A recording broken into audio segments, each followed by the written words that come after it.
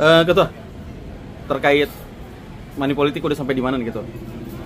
Sejauh ini laporan-laporan kita berkaitan dengan dugaan praktek money politik dalam pilkada Kota Depok sudah kita laporkan beberapa kasus ke Bawaslu, dan hari ini kita ada pemanggilan lagi terkait masalah keterangan saksi dari pelapor atas dugaan money politik yang terjadi di wilayah hukum Kecamatan Pancoran Mas. Gitu. Kalau yang dilaporkan di mana aja tuh Bang, selain Pancoran Mas? Ada beberapa wilayah ya, Pancoran Mas ada beberapa, terus Cimanggis juga ada, Tapos juga ada. Jadi memang menyebar dari 11 kecamatan ini sudah ada masuk laporan-laporan. Selain daripada dugaan money politik, juga ada dugaan laporan terkait masalah pelanggaran pemilu yang mana dilakukan ketika masa tenang, ya, ajakan-ajakan dari tim paslon 01. Dan ada juga laporan mengenai keterlibatan ASN Kota Depok yang mendukung pasangan 01. Kalau itu udah sampai di mana nih Bang? Laporannya udah prosesnya udah seperti apa? Laporannya pertama pelapor sama terlapor sudah dipanggil oleh Bawaslu. Tinggal bagaimana hasil rapat pleno Bawaslu, apakah ini sanksinya tentang administrasi berarti kewenangan Bawaslu. Tapi kalau memang ini unsurnya masuk kepada pidana, maka menjadi kewenangan Gakumdu untuk menindaklanjuti terkait masalah pelanggaran yang kami laporkan. Begitu.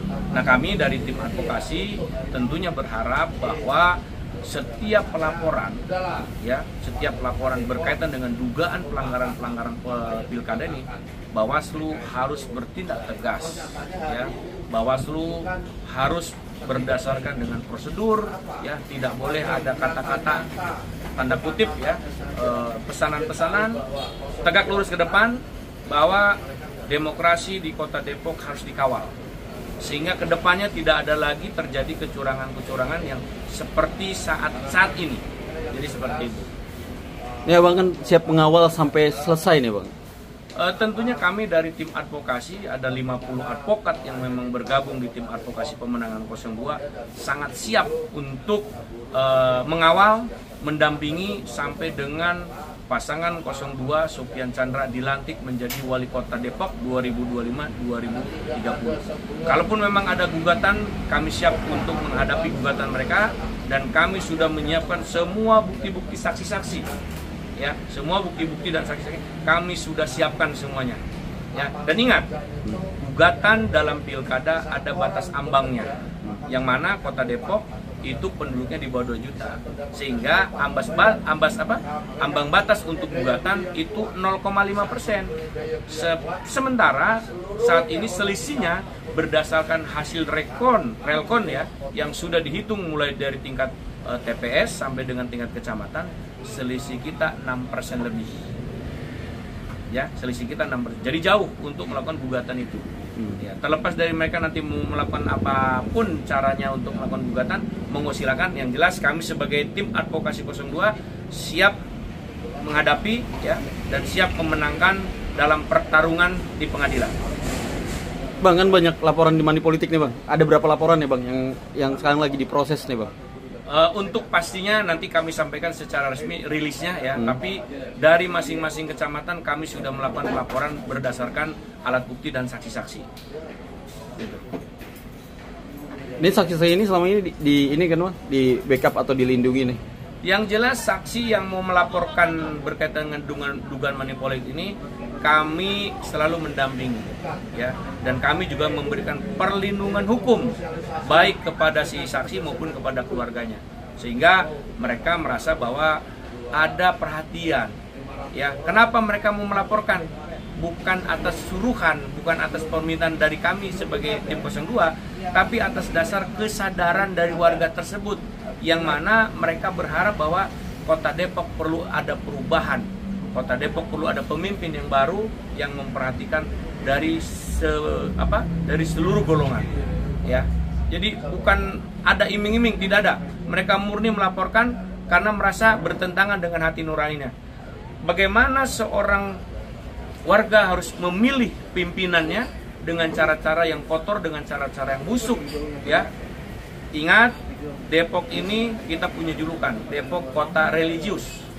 bagaimana seorang pemimpin ya dipilih oleh warganya dengan menggunakan cara-cara yang melawan akidah. Nah, ini mereka bangkit dari situ, sehingga mereka siap untuk menjadi pelapor dan siap menjadi saksi, bukan hanya sekedar saksi di Bawaslu, tapi mereka siap untuk bersaksi di MK, kalaupun memang ini sampai gugatan ke MK. Begitu. Ya. Bang, terkait dengan rekaman yang tersebar yang mengarahkan untuk bongkar kotak suara, itu bagaimana tuh Bang?